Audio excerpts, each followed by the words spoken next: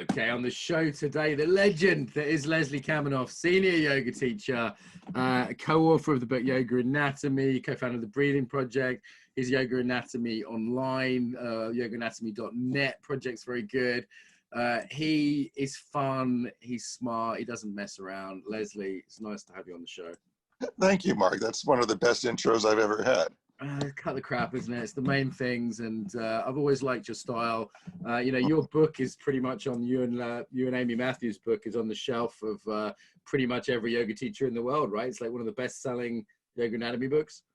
Well, yeah, we figure we don't have exact numbers, but between all the foreign translations, and there's like 20 some odd foreign language translations, there's got to be 1 million copies in print worldwide, at least at this point. So, yeah. How does that feel that 1 million people have looked at your book?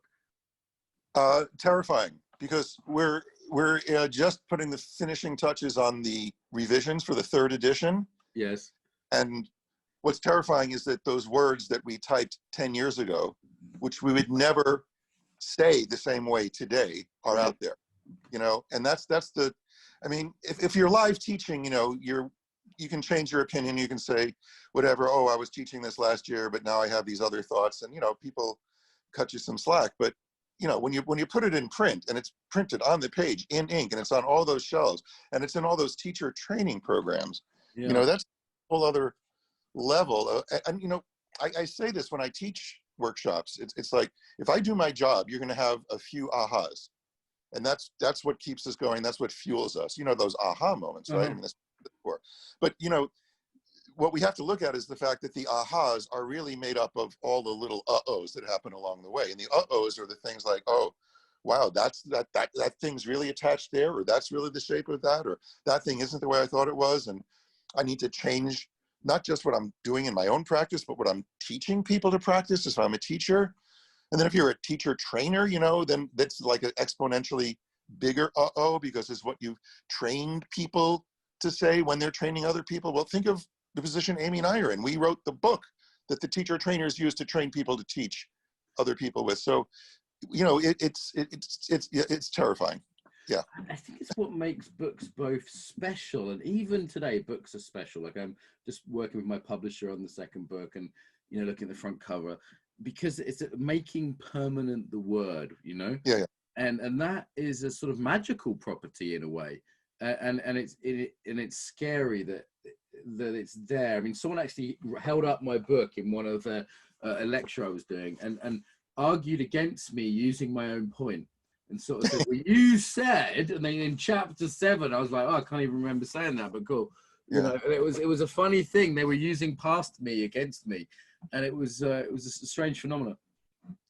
We should do that ourselves. We shouldn't wait for an outside critic to do that. We should always be our own toughest critics.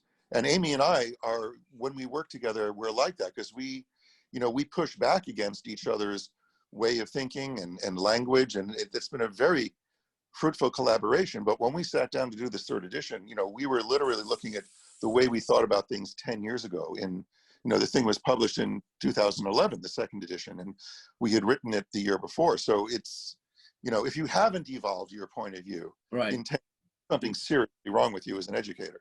What have you been doing for 10 years if you haven't changed your mind at all, right? Okay, Let's take a step back, Leslie.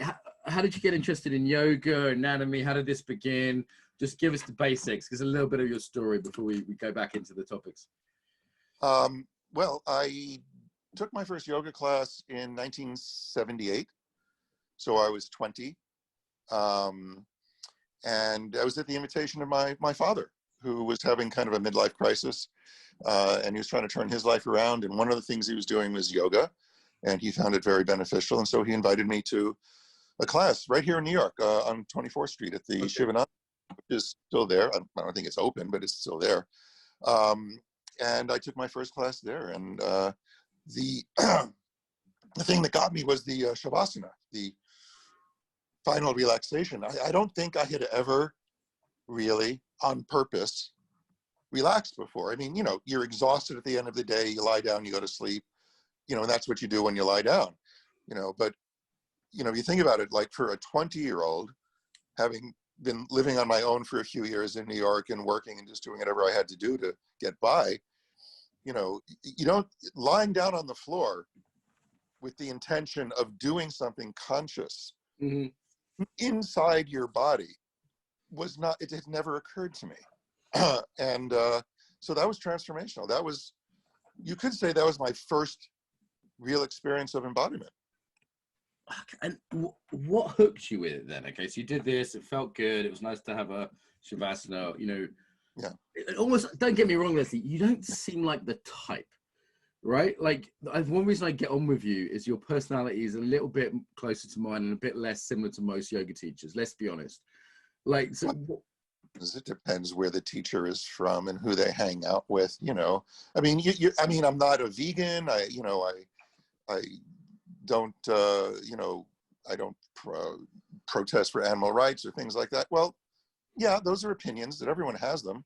But what got me was there were a lot of levels that it got me at. I mean, I took a beginner's course after that first class, and the philosophy is what really was a hook for me, because I was very interested at that time in just alternate ways of looking at the universe and reality, and just trying to understand what's at the end of a long series of questions of why. You know, why, and what do you get to when you cannot ask why anymore? You know, because I was that annoying kid in class when I ever bothered to attend class, which is not very often. I barely got out of high school.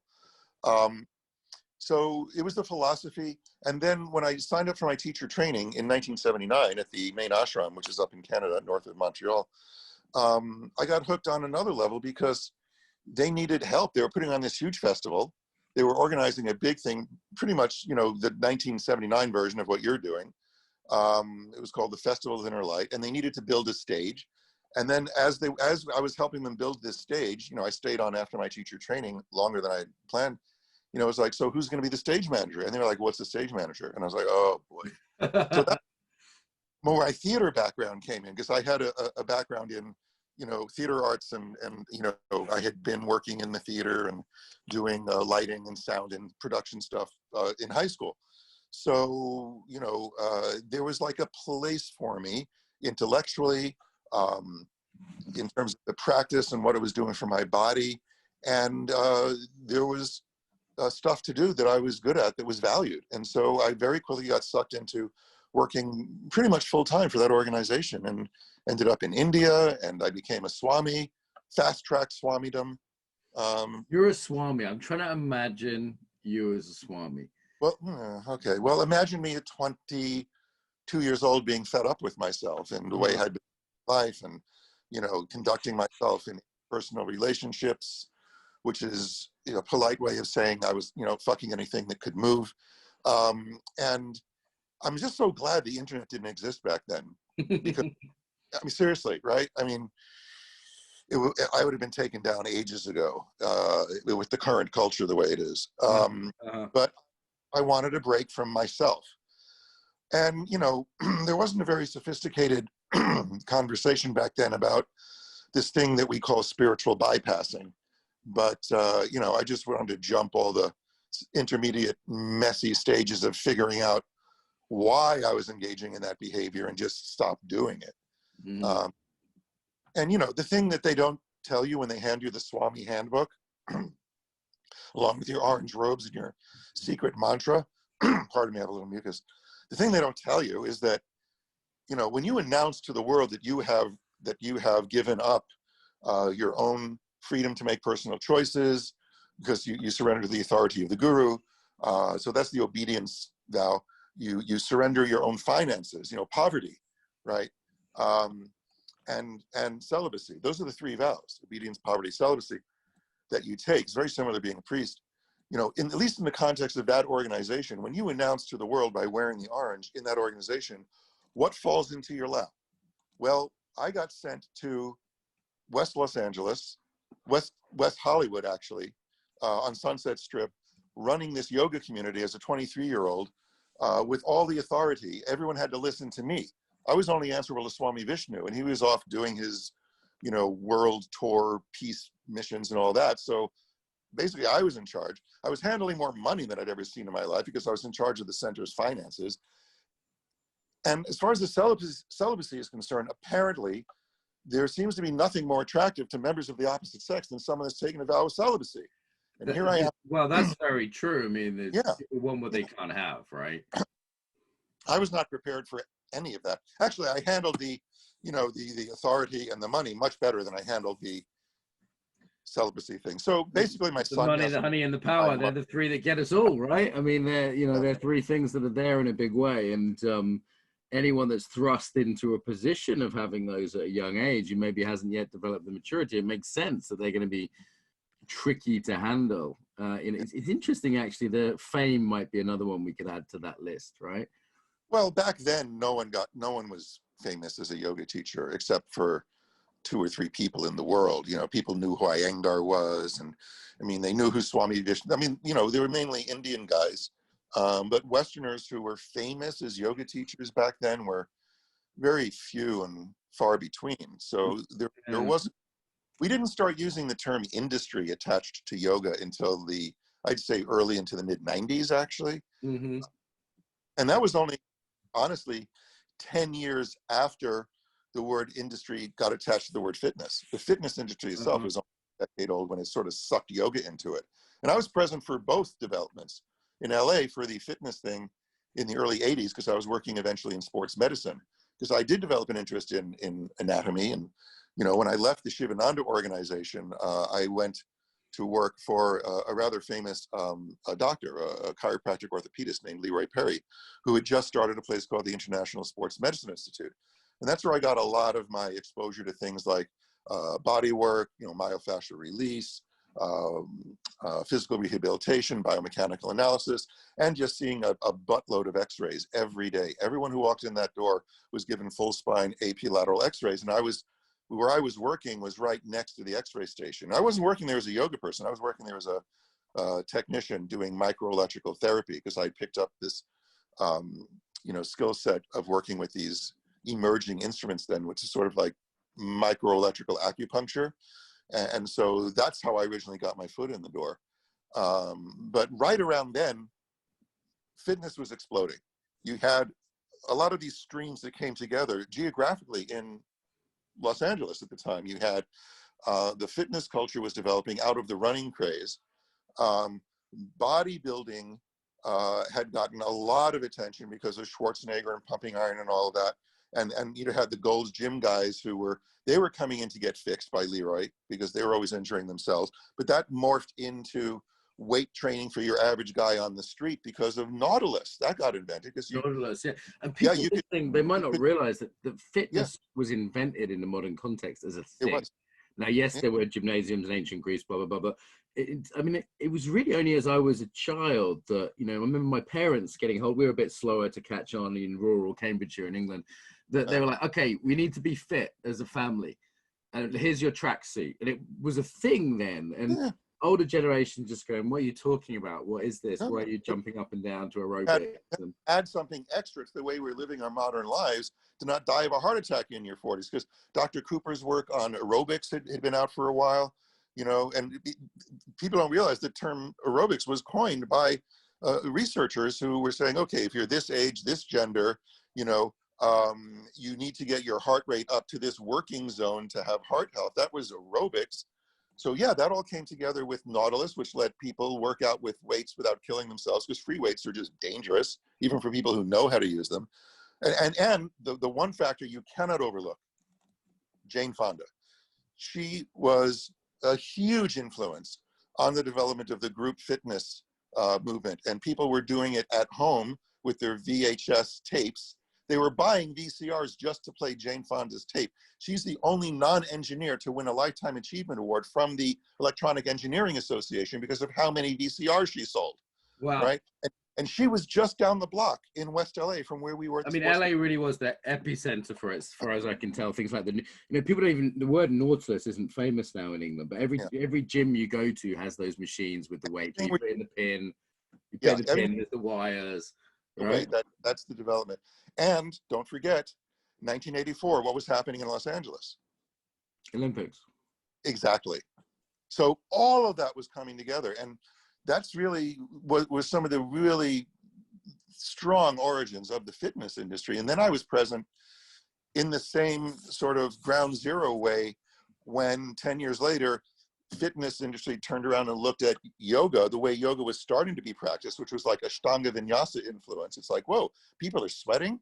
That looks a bit like a fitness class. It got pulled Yeah. into the black hole of commercial fitness, right? Well, exactly.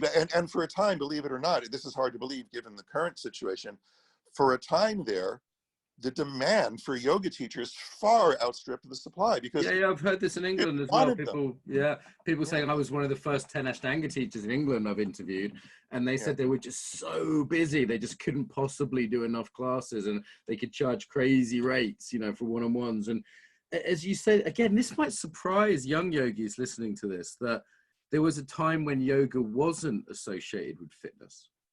Well, absolutely. It was associated with carpeted rooms where they burnt incense, and your mat was a towel you put down on the carpeting, and it was more of an Eastern Hindu influence thing because it was brought over by swamis, you know, and so there's a real difference in the context in which you would learn yoga from, say, the Shivananda organization, which is where I first learned, or integral yoga, or some of the other lineages that came out of those. You know, those Indian traditions, all the way back to 1893 when Vivekananda came over here and introduced Vedanta at the World Parliament of Religions in Chicago, right? So those roots go back way, way far. And then the important distinction there, I think, is the sort of what we consider modern postural yoga did not come out of the Swami tradition. It was taught by householders, people who were married and had children, like Iyengar. You know, like Krishnamacharya, his teacher, you know, who was his brother-in-law. My teacher, Desikachar, was Krishnamacharya's son. Patabi Joyce was a householder. You know, so it's a very different, like, living in this world, earning a living perspective that you're getting on the practice from these teachers who were not some renunciate, you know, living in a cave or on an ashram who were being fed by the community, and they didn't have to worry about where their next meal was coming from. A lot of these guys did, including Krishnamacharya, especially Krishnamacharya. He was impoverished in the early years before he met up with the Maharaja of Mysore. Yeah. When did you move to New York then? So you're on the West Coast. I never moved to New York. I was born here, dude. Sure, but then you moved back. You said you're on the West Coast. I moved back to New York, yeah. From I was in LA for 3.5 years, came back here after the Olympics. I was there for every day of track and field in the stadium because a lot of the athletes we were watching were actually friends and people we had worked with. We didn't get to do the sports medicine for them once they made the team because the USOC takes over and you can't kind of have your personal people with you at that point. But I came back to New York toward the end of 1984, and I've been located here pretty much continuously ever since, with travel, of course. So that's when I came back, and I started working more in dance medicine when I came back because I found a job doing the same microelectrical stuff with an osteopath who specialized in dance medicine. And so it was very similar to the environment that I'd worked in LA. And then I just started my private practice of bodywork because I picked up enough, I had absorbed enough at that point for my hands to kind of know what they were doing, even though I wasn't really formally trained with a certificate or anything. But I started seeing people privately. And at this point, I've put in well over, by a conservative estimate, I'd say 30,000 client hours just doing table work. So that informs tremendously what I do when I'm teaching.